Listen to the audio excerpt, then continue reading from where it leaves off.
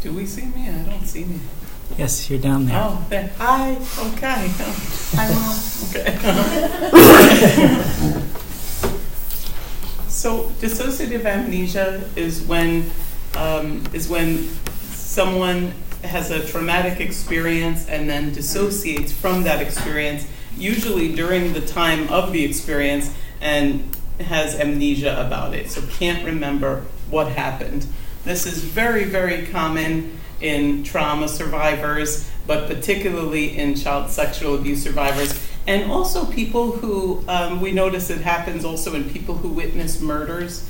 That tends to happen as well. So it used to be called memory repression. That's what the field used to call it, but now we've moved away from that. I think that's for two reasons. The first is because there was like a whole big issue within the psychology field and social work fields and the helping professions in general that memory repression was like a bad thing. And so now they're moving towards dissociation. And they feel that instead of repressing a memory, they're actually dissociating from that memory.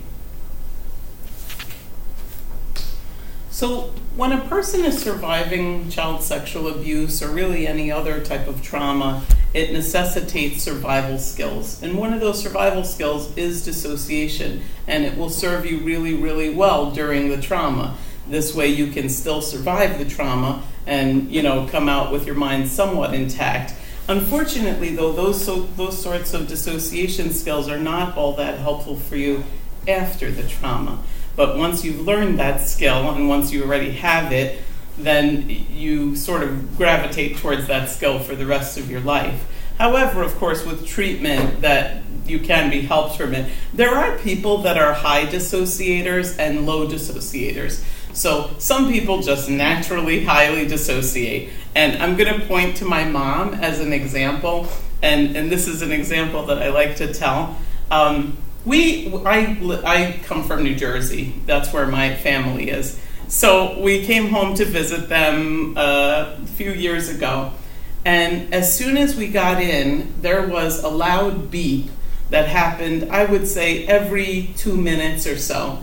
So we're going crazy all over the house trying to figure out where that beep is. We got home, before my mom got there. My mom finally gets home from work. She gets in the door and I'm like, Mom, by the way, is it okay to curse? Is that all right? Will anybody get offended? Okay. I'm like, Mom, what the fuck is that noise? Okay.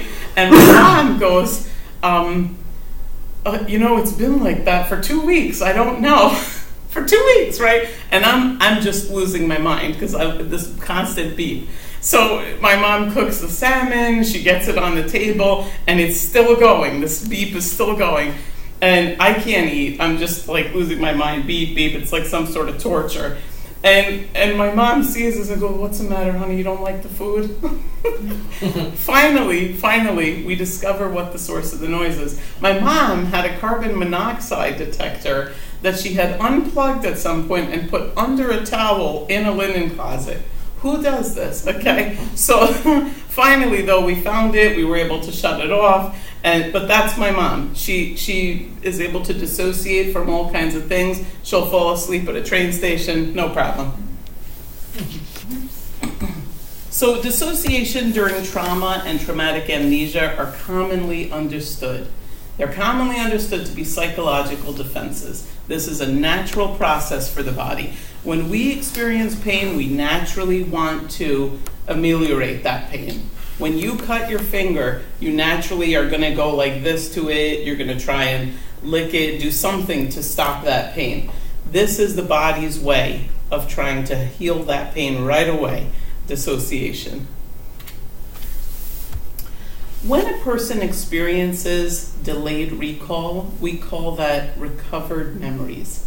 So if something happened to you when you were 8 and you remember it 30 years later at 38, that is delayed recall of child sexual abuse. That is a recovered memory that was previously unavailable to you.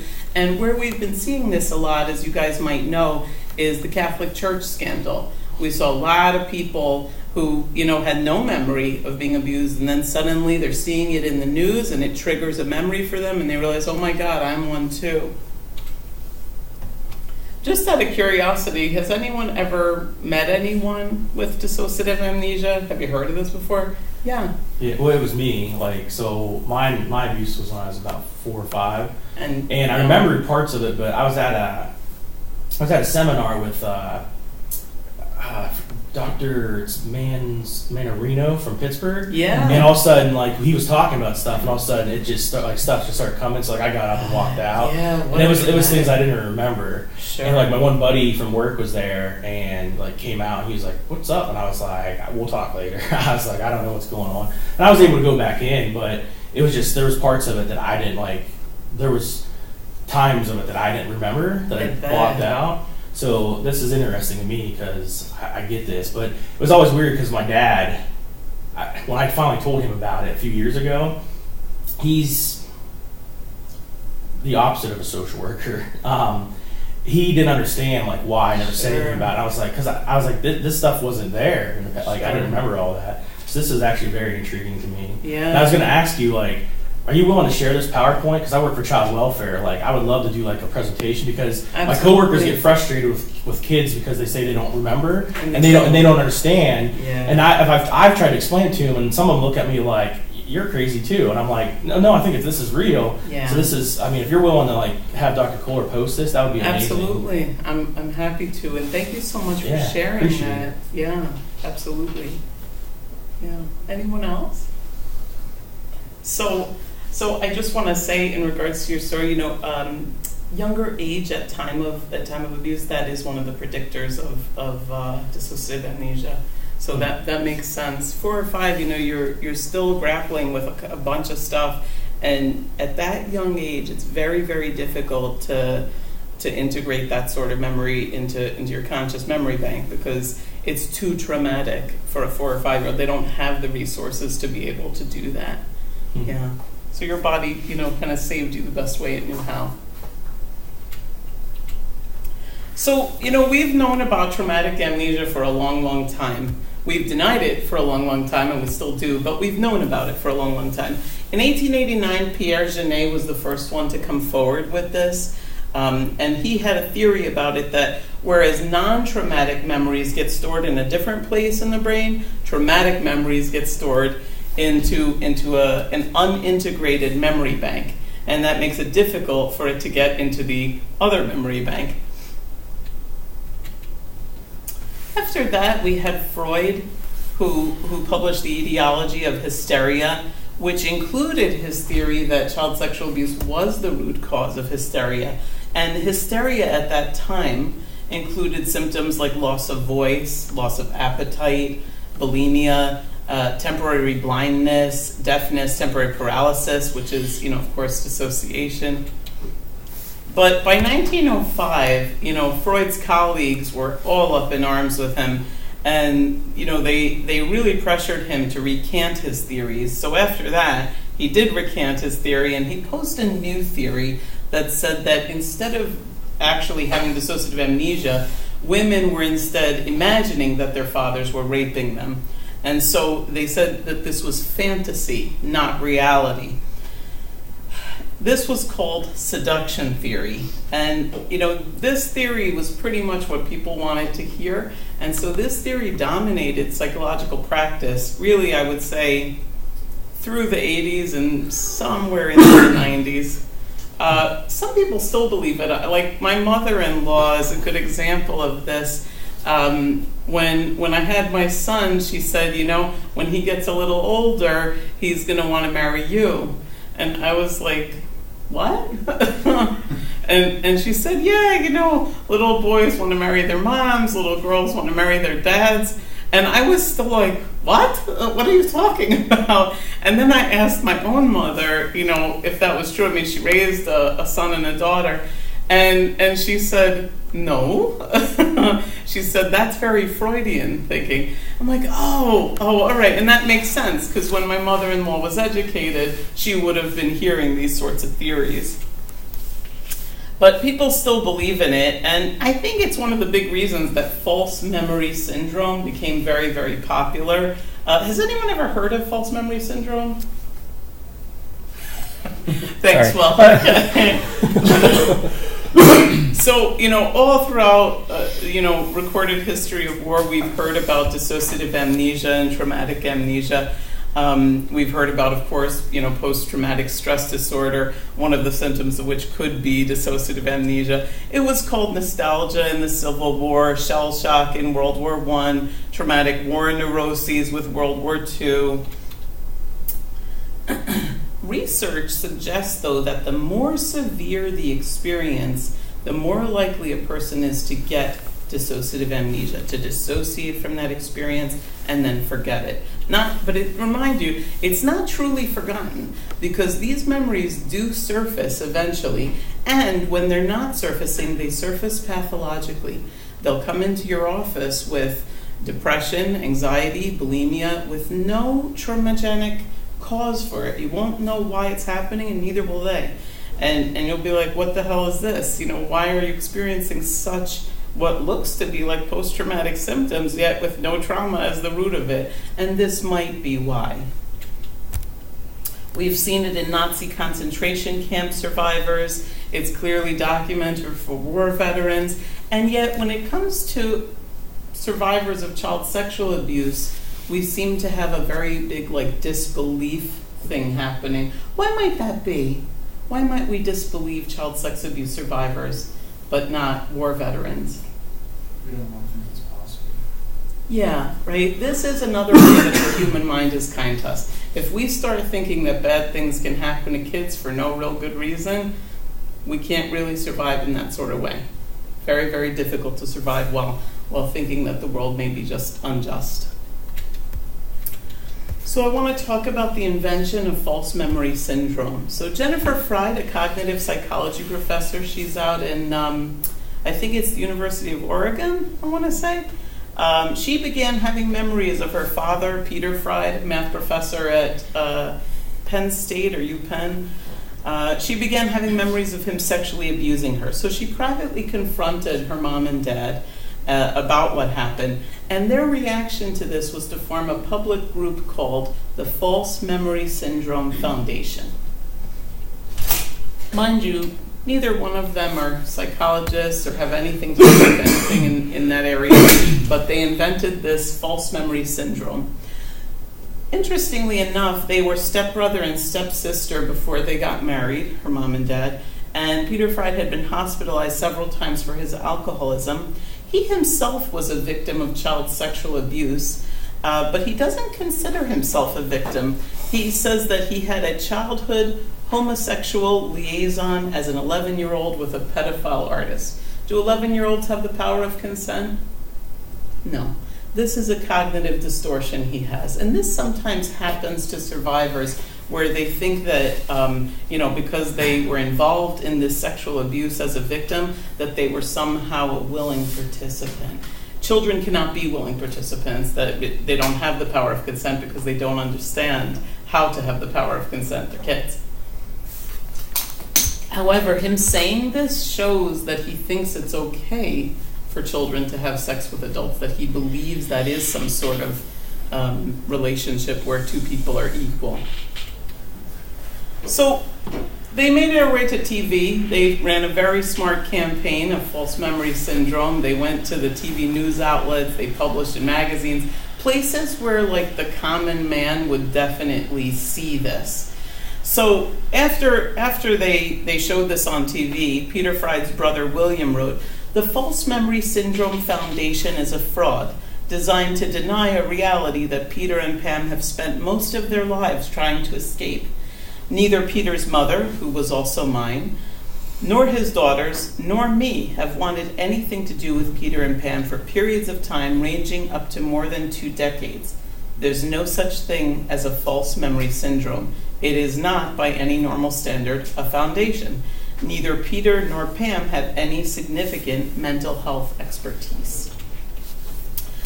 Now, the creation of the term false memory syndrome is not backed by any science. You will not find this in the DSM or the ICD-10, nothing. But it has taken roots in the psyche of the public. After the invention of false memory syndrome, the climate got pretty political in the psychological realm. By 1994, clinicians were attending workshops on how to avoid lawsuits due to alleged perpetrators, which were usually the parents of clients, instead of attending workshops on how to help survivors deal with their memories. So the other thing I would say about this is that when I check psych textbooks now, you still see this. You still see the idea of false memory syndrome, but you don't see dissociative amnesia. And you are, I would say, 100% more likely to see a client in your practice with dissociative amnesia or a history of dissociative amnesia than you are with false memory syndrome. So some researchers do feel that memory repression is an entity created by well-meaning therapists and social workers. So they believe that that therapists are implanting memories into perfectly good people who have never experienced trauma. And then they blame these false memories on the therapists. Something you should know, definitely, about that, because you don't want to be on the other end of that lawsuit. You will probably lose. I'll go into that more in detail at the end. So Jennifer Fried, who, she's a professor of psychology and the original victim of this false memory syndrome bull.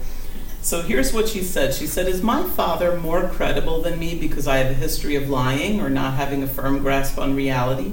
No, I'm a scientist whose empirical work has been replicated in laboratories around this country and Europe. Am I not believed because I am a woman? Am I therefore a hopeless hysteric by definition? Is it because the issue is father-daughter incest, and as my father's property, I should be silent? Indeed, why is my parents' denial at all credible?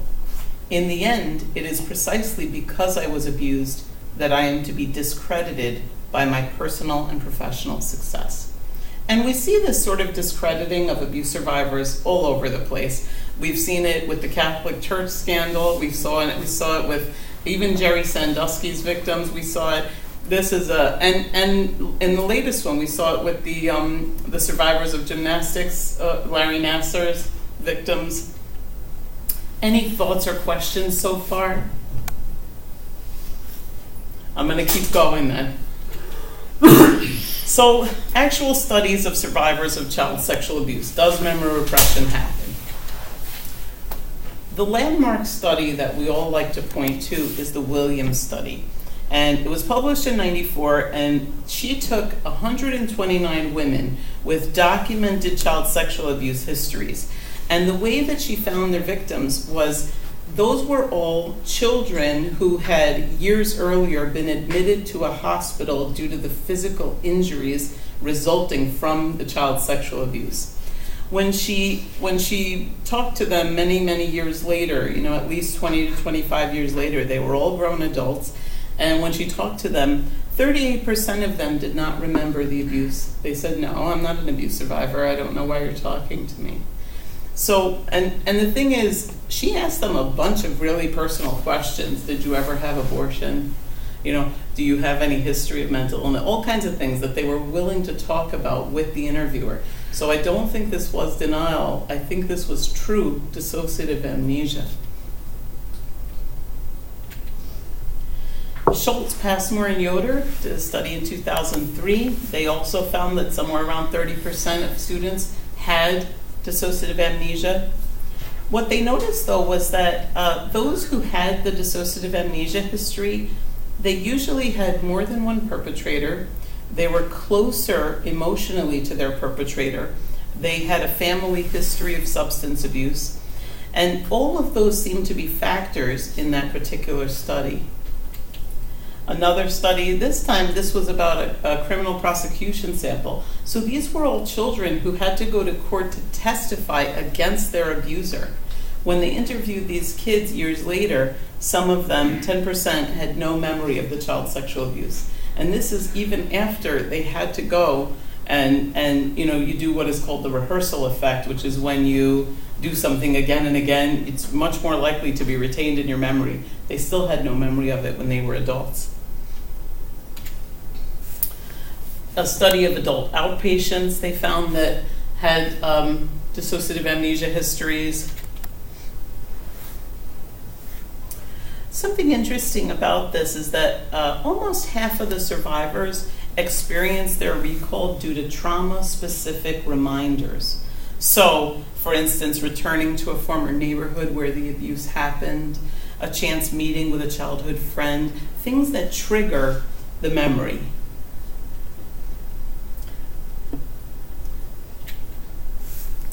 Another study, 202 undergraduate students, what they found was that sexual and physical abuse survivors had higher levels of memory impairment when their abuse was associated with a caretaker.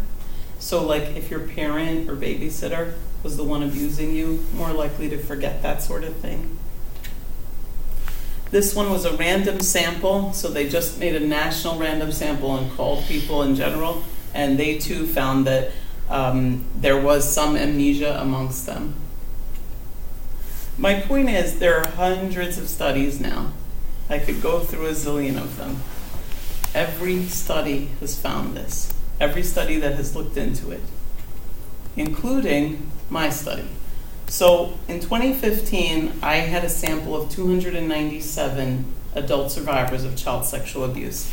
And there was only 36% that had always had full recall of their abuse. Of the others, there was 30%, 37% recalled some of the abuse, 19% had some sort of fragments, and then 9% had absolutely no recall. And in another question I had asked, I said, if someone had asked you if you were a child sexual abuse survivor, would you have said no at any point in your life because you just had no memory of it? And then the number jumped up to like, I think almost 20%. I got a question. Please. Of the 9% that claim to have no recollection of the abuse, how did you know that they were Actually abused? Yeah. I asked for corroboration. When people tell you that they've been abused, right? People don't generally abuse other people like in a classroom, right? Like it doesn't happen in public. So there is not usually evidence. This is why child sexual abuse is so hard to prove. And one of the reasons we believe it in war veterans, but not child sexual abuse. We can see a war is happening, like we all have seen this. But in child sexual abuse, this happens in secret. And that's on purpose, so that they can do these sorts of things to kids. But there are some ways to corroborate it. Sometimes the perpetrator himself will admit that it happened. Sometimes there will be physical injury to the child. Sometimes there will be the presence of other victims. So like with Jerry Sandusky, like, you know, we knew if it was one kid, right, we'd be like, oh, I don't know. There was hundreds of kids. And that's generally the way that we try to corroborate child sexual abuse. Thank you for asking. Did you ask out of your sample how many had the characteristics of the abuser? So gender, Yes. Number of abusers, that sort of thing? Yes.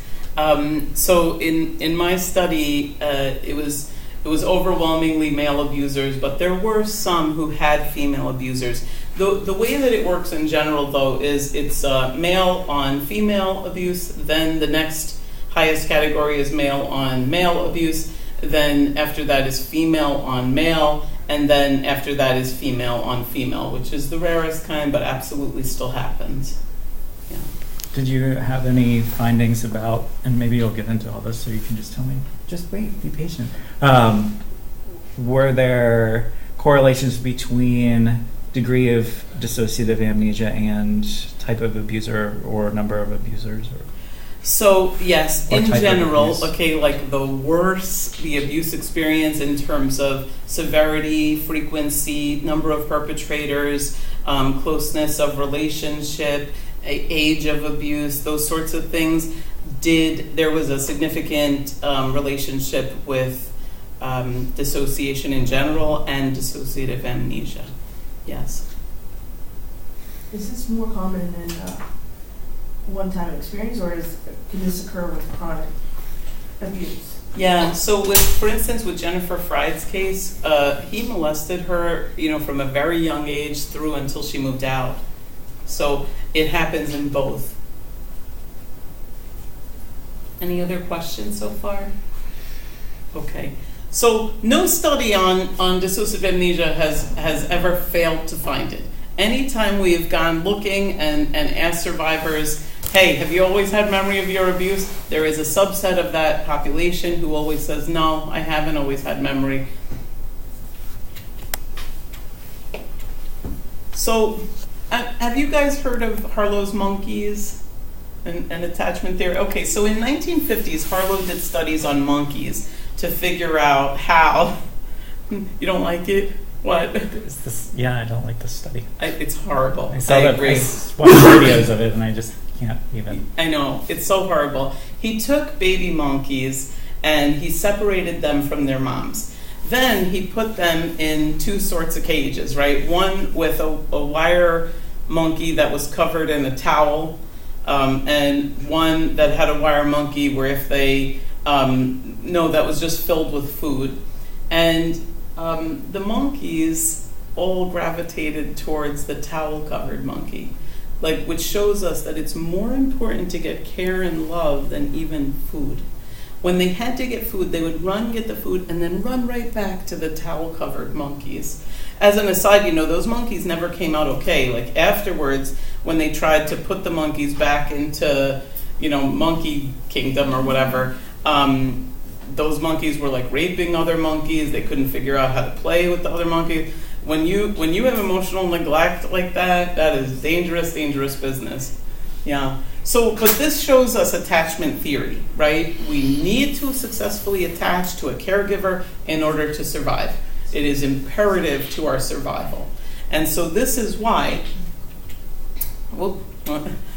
yes, actually. So this is the basis for betrayal trauma theory, which says that we have to attach to a caregiver in order to survive. So if that caregiver is the one abusing us, we have to dissociate from that experience and be amnestic about it. We have to forget that that's happening in order to continue attaching to that caregiver, and that way we can go ahead and survive. And so this is why, I'm not sure if you said you work for child welfare, right? When we look at kids, their parents could kick the crap out of them, they will still want their parent. That is biological and innate within us. We will always want the mom and the dad. That's just the way it is. There's also the just world theory, which I think has a big part in why we like to believe in something like false memory syndrome. The just world theory is that we want to believe in a just world. We want to believe that good things happen to good people, bad things happen to bad people, everything happens for a reason, etc. We need to believe those sorts of things in order to keep continuing in the world. That's the just world theory. And, while most people understand on some level of consciousness that, bad things do happen to bad people, because, think about it. Kids who get raped, right? There's really not a good reason for this. That there are good people and a bad thing is happening to them. And while we understand that we still need to make some sort of sense of it in our human brains. And so this is why we would much rather believe that a well-meaning therapist implants a memory into a child or an adult, rather than believe that they repressed a terrible memory of someone who was close to them doing something terrible to them. That's the just world theory.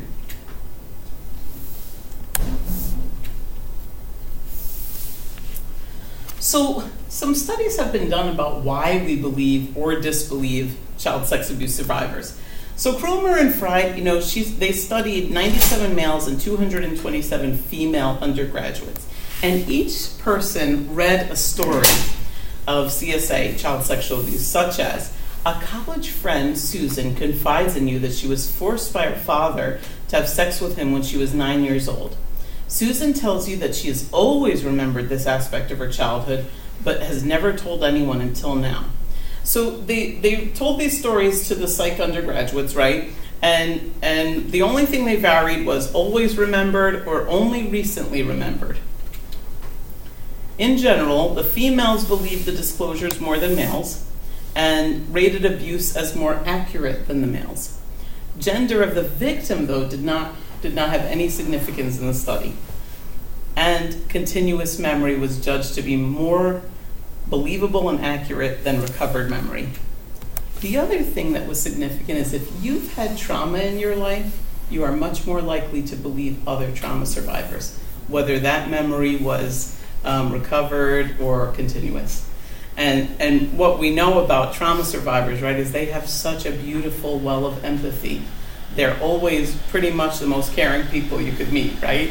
So like when we tell other trauma survivors, hey, this happened to a child, they're much more likely to believe it.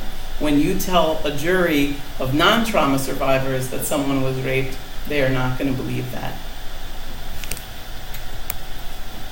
Interestingly, sexism was found to correlate significantly with perceptions of abuse. So the more sexist the participant was, and that was female or male, then the less likely they were to rate the adult and 9-year-old as having sex, conscientiously. Wait, no? What's the word? When you Consensually. Thank you, consensually. So, I'm sorry, Please. that was just a little fast. I'm sorry. People who are more sexist believed more often that the sex was Consensual. So they're Okay. much more likely to believe in, for instance, false memory syndrome and a just world and things like that. Okay. Yeah. So, interestingly, it also aligns with political beliefs. I thought this was such an interesting study. Like, so students who didn't believe in women's equality were much more likely to believe in false memory syndrome. They were also more likely to believe in incest myths, like my mother-in-law, how she believes that like male children are gonna want to have sex with their moms, like that aligns with political beliefs. I know, it's nuts.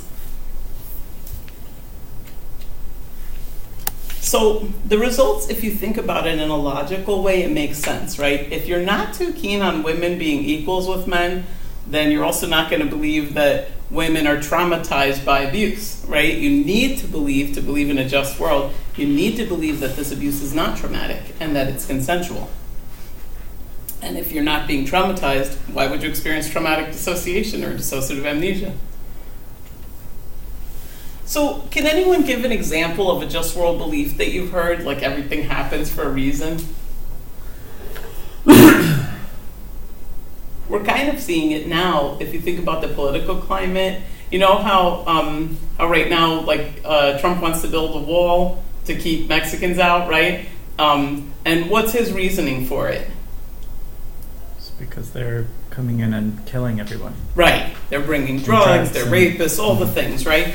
When we know, all facts show that that's a false statement. But people need to believe, well, it's okay to put up the wall because those are bad people. And if we believe they're bad people, then we don't have to let them in, right? When all facts show that, no, they're actually just refugees who want a better home here, So, but the facts don't mean anything if you have these belief systems. You would much rather stick to the belief in your head. And that's a way of surviving. That's how someone feels safe in the world. So here I want to get to treating survivors with dissociative amnesia. This is fairly important because you are going to come across these clients. I can almost guarantee it with 100% certainty. You will. If every study shows somewhere around 30% of all survivors keep having this dissociative amnesia issue, you're probably going to come in contact with them. So most survivors seek treatment due to unhappiness in some area of their life, right? Most survivors don't come in and say, it's the child sexual abuse, that's why I'm here. That's not what happens. They come in and say, I'm depressed, I'm anxious, I'm afraid to leave the house, I don't know what's wrong with me, I keep having panic attacks, that sort of thing. I'm unhappy in my marriage, all the things, right? That's why they would be coming to some sort of therapist, social worker, help, or something. The goal of therapy is always is to help the client, right? Is to help them work through whatever issue is negatively impacting their life. But that can be nearly impossible if both of you don't understand the traumagenic nature of why they're there. If you've got a survivor in active dissociative amnesia in front of you, and you keep trying to attack the panic and the anxiety without ever getting to the root cause of that panic and anxiety, it's going to keep happening. This is very, very challenging. Acknowledge that for yourself. It's a very challenging client. They want to heal, you want them to heal, and yet it doesn't seem to be happening. Molly? Yeah. I think on a different level, this is actually what's happening when you have do you treat the substance abuse first in a co-occurring disorder, or do you treat the trauma? Or do you treat the Yes. trauma or the mental health issue, Yes. regardless of its genesis? Right? I think you're so right on that, and I would point out that CSA survivors, tend to be right. They tend to have a very serious substance abuse problem, yeah, and they tend to do worse in drug courts and fail the drug tests and all the other things too. I think that's important, because I think that, unfortunately, I think our substance abuse treatments have, due to a number of reasons, but devolved into this Just treat the abuse, group process, behavioral management, basic CBT, and it's always, because it's so prevalent, has to be delivered in a group model, or inpatient works on changing your behaviors and then setting up your system, your external systems.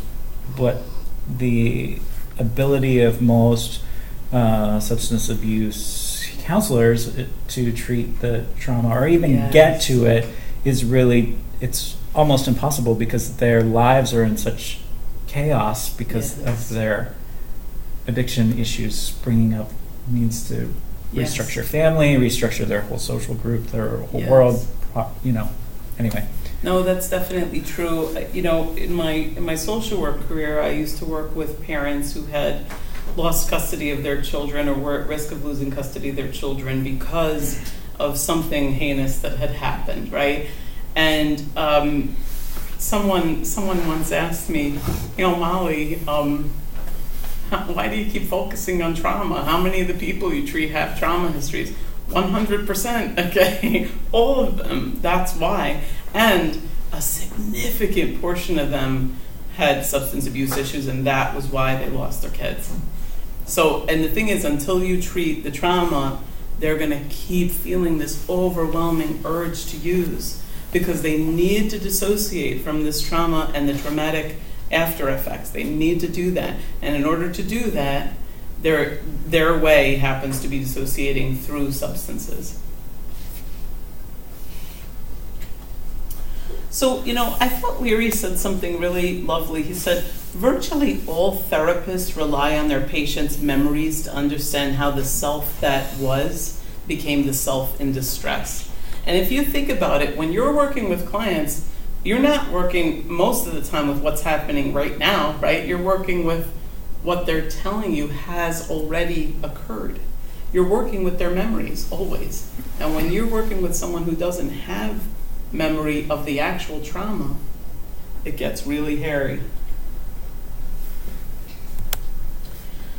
Now, delayed recall is a process. In general, the first memory or two, it doesn't come and then suddenly everything's crystal clear. Oh, that's what happened. That's not what happens. Instead, it's really murky and ugly and harrowing. It's very, very traumatic for the person when the memory does come, because, they've gone through their life thinking, this has never happened to me, and then suddenly they have this weird memory of this thing happening. Did I dream that? Or wait, did that really happen? Or am I imagining that? Is that something my brain has created? They're asking themselves all these questions because their own brain is trying to still protect them from these things. So it's never like, hey, this happened to me and I'm sure of it. No, that's not how it is. Instead, it's like, it's a real murky and ugly process, and that you need a skilled therapist to help you work that out. Now, the memory does tend to come back due to some sort of external factor, like seeing a kid the same age, hearing about a trauma. I'm remembering Ross Chait, who's at Brown University, and he's in charge of the Recovered Memories Project. And he himself, he's a lawyer, and he, went through his life thinking he was not a trauma survivor either. And then he was, I think, at a gathering of some sort for a choir that he had been a part of when he was a child. And he remembered suddenly that the choir director had molested him and a bunch of other boys. And for him, this was such a light bulb moment about why all the traumagenic things he was experiencing in his life suddenly made sense. So the first memory to come is usually the tip of the iceberg. There's a lot more under the surface. The survivor may never recover all their memories, and some survivors may never recover any memories. One of the reasons is that child abuse survivors tend to suffer from isolation. A lot of times they isolate themselves, but I would also say that the factors that allowed them to be in an abusive situation when they were a child are still present in their adulthood. Like a lot of times a kid is abused because they're in a chaotic family where that allows for the abuse to happen. If you're not around a very protective sort of folk who are very invested in you and your time, it creates a situation where predators can sleep in. We know that recovered memories are met with a much higher level of disbelief from the survivor as well as those outside. So not only is the survivor questioning their own recovered memories, so is the rest of society. What originally led Freud to recant is the same thing that we're seeing now with the false memory syndrome stuff. It's the same. It's merely a backlash. Anytime survivors begin to assert themselves, we see a backlash.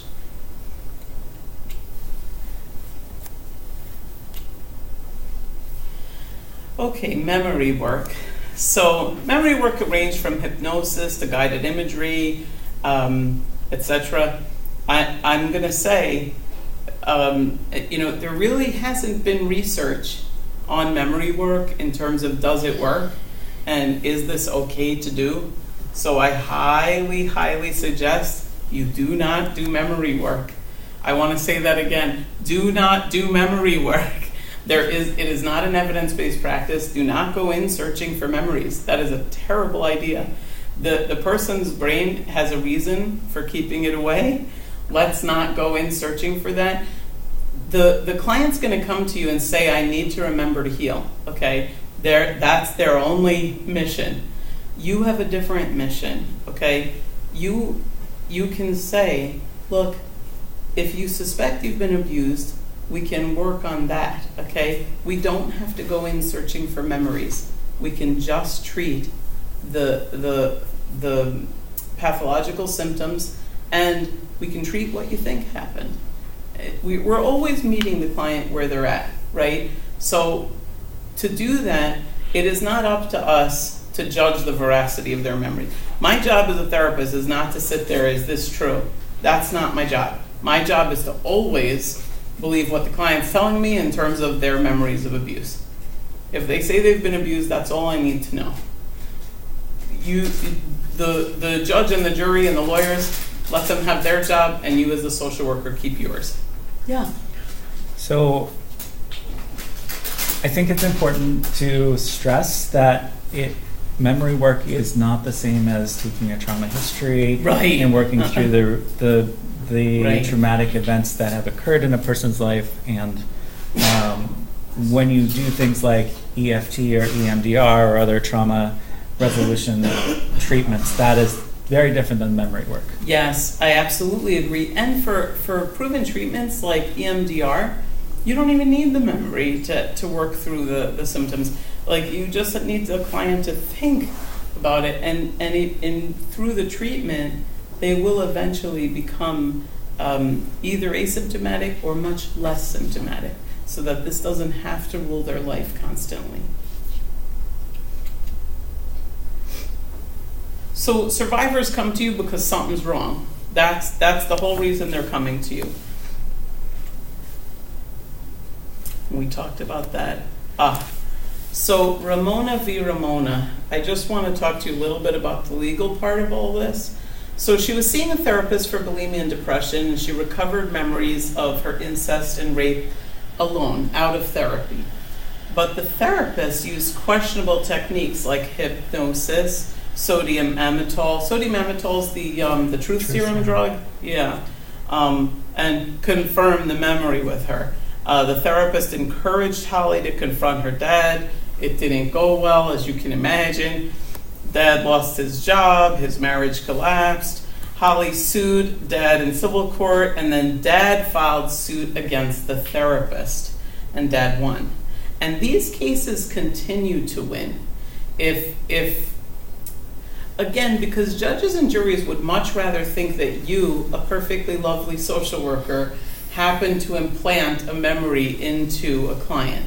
They would much rather think that. So if you get sued, there is a good chance you'll lose at that sort of thing, which is, again, another reason I am an advocate for do not do memory work. Don't go in there doing hypnosis or sodium amytal or any of that. Do established evidence-based therapies, EMDR, prolonged exposure therapy, EFT, TF-CBT.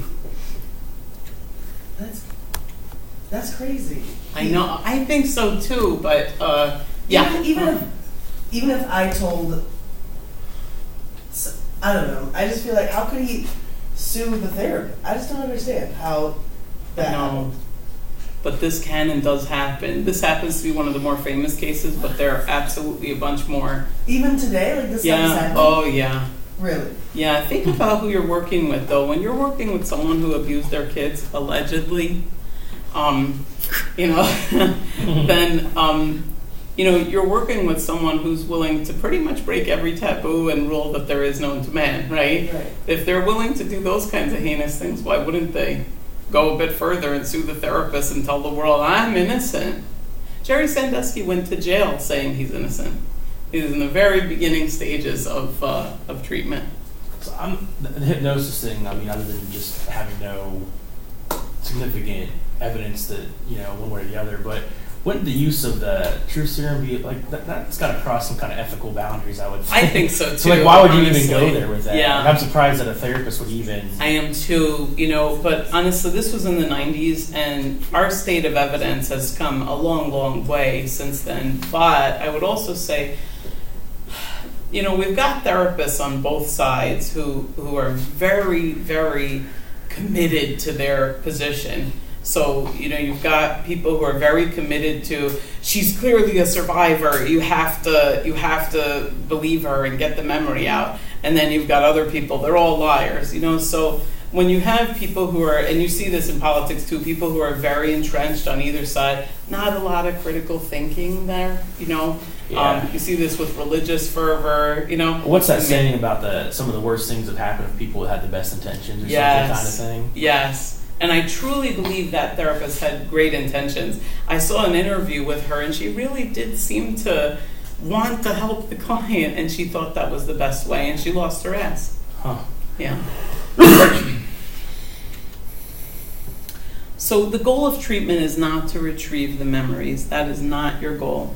The goal is, if there is already memory, is to integrate those memories into the accessible memory bank, to take away the negative charge that comes every time that memory comes up, so that this person's not so panic-stricken constantly and having PTSD.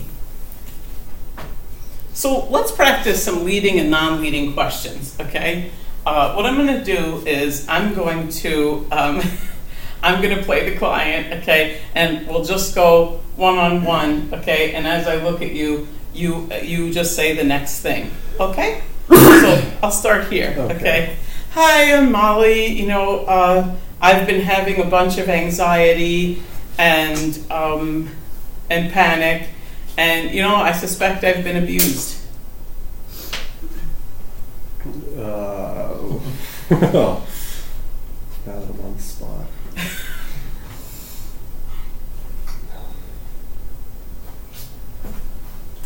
It's okay, we're just Okay. taping this for everyone to see. Yeah.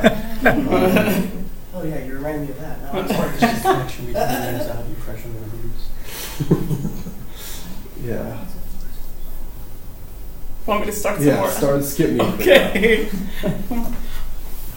Tell me more about what you're experiencing. Perfect. Okay. Perfect. Okay.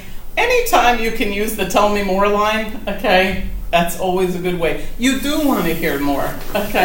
I use that all the time with everybody, okay? That's called the Suzanne Segroy method, and it is a way of interviewing children who've survived sexual abuse. And this way, you're never putting words into the person's mouth. You're waiting for them to tell you, okay? So tell me more. All right, like for instance, when I leave my house, I always look behind me to see if someone's there, and I'm like terrified, and then I have to run to my car because of the anxiety.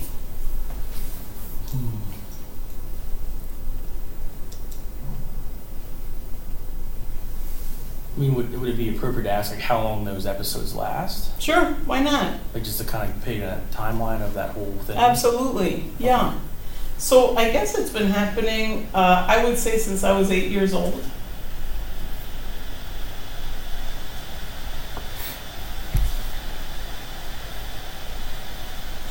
Oh, it's me? Yeah, can you elaborate on the intensity of these feelings? Yes, I can. Yes, I can. Okay. I would say, like, on a scale of 1 to 10, like, with 1 being no anxiety and 10 being, like, the most anxiety someone could feel, I'd say I'm about, like, 100 when that happens. It's pretty intense. He screwed you there, I know.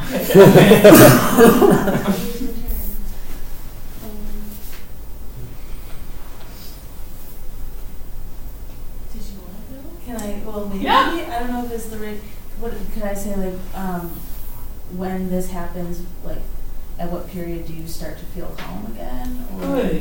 Good. So, when I get in the car and I do some breathing for a while, and I get out of that situation, it tends to calm down, but I will say that one time I hit someone's car because I was in such a rush to get out of there, so I was so afraid.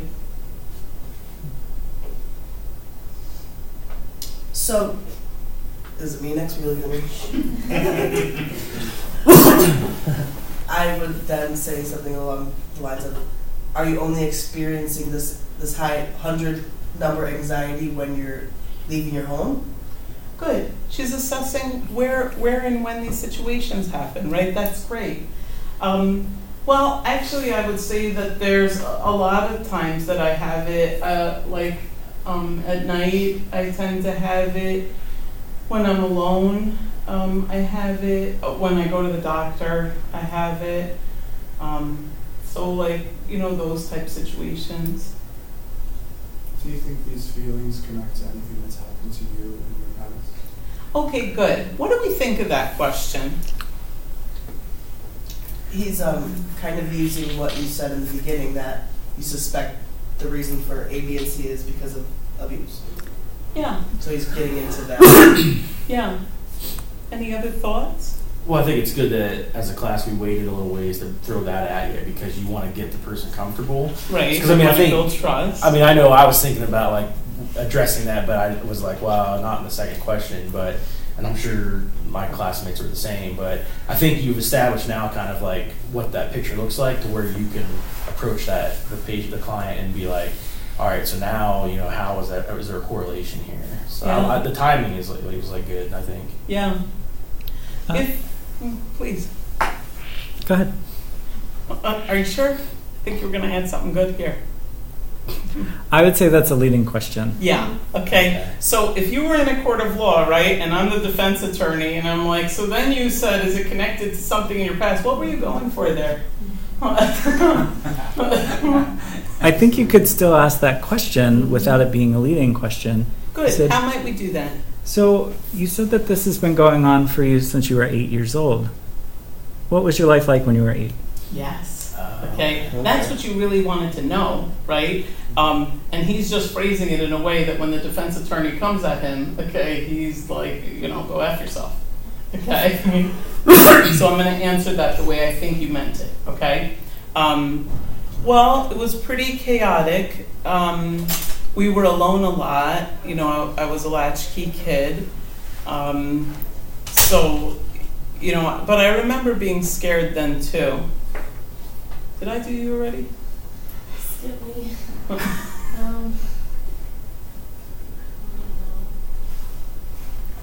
There's like it's. This is hard. This is really hard. You're on the spot. You've got a bunch of people staring at you, right? And you've got me burying a hole in you. Yeah, this is hard. I'm trying to ask a question that wasn't asked previously. So ask how often you would get these feelings. I know that you just talked about your past, but Yeah. So I guess if I had to think about how often, gosh, you know what? It's every day. It's been every day since I was about 8. Yeah. And Yeah. So what I was going to say. Oh, I wanted to ask you about what was it that you were scared of when you were home when you were 8? great, okay? That's perfectly acceptable, right? We're merely trying to get more info here. So what I would say, as the client, I would say, I don't know. And that's what's so troublesome about it, is that I don't understand why I'm afraid all the time, and yet I am. And that's what happens when a person has dissociative amnesia. They have no idea why they're so afraid. And yet, they're going to try and blame a bunch of things in their life. Like the chaotic childhood, the latchkey parent. But a lot of kids come from latchkey kids, right? A lot of kids come from chaotic homes and they don't get PTSD and they don't get dissociative amnesia. So it may or may not be that. Yeah, excellent. Could someone just give me some more examples of some leading questions, things that will come back to haunt you in a court of law? Anything you can, yeah. I have terrible vision. I can't tell if you're looking at me. I am. Okay. Maybe somebody who had already, like a therapist who had been through his or her own trauma might say something relating to something they understand. So maybe my dad used to be physically abusive. I might say, do you think it was something your father did? Something Good. like that. On that Yes, side. that's a leading question. That's a perfect. You're implanting that, right? Not for real, but that's what they're going to say. So basically, it's like an assumption connected to a closed-ended question that will be a non-leading question versus an open-ended question that they can elaborate and expand on. Yeah. Can you give me an example of one you're thinking of? Oh no, just that one. The assumption of Yeah. I was abused physically. Did that happen to you? Yes or no? You're not gonna say yes or no, but that's the closed-ended. It's okay to ask, did this happen to you? Okay, it's okay for a therapist to take a trauma history. That's our job, is to do that sort of intake assessment and keep assessing throughout. So it's okay to say that. What's not okay is to say, I think this happened to you. Yeah, good question. Yeah. Or even some people will be like, you don't feel like this, do you? Right. Yeah, I hear that a lot too. Right. And that's a dangerous question. Yeah. Right? Yeah. Good. So I think we understand that then. And that is the end of my slides. Are there any questions overall about anything that I've talked about today? All right, well, I want to thank you guys for being a great group. You were really, asked some great questions today, and you really had some wonderful thoughts. Thank you. Thank you. Thank you. All right, we're off, right? Okay. We are now. you can swear in. Yeah.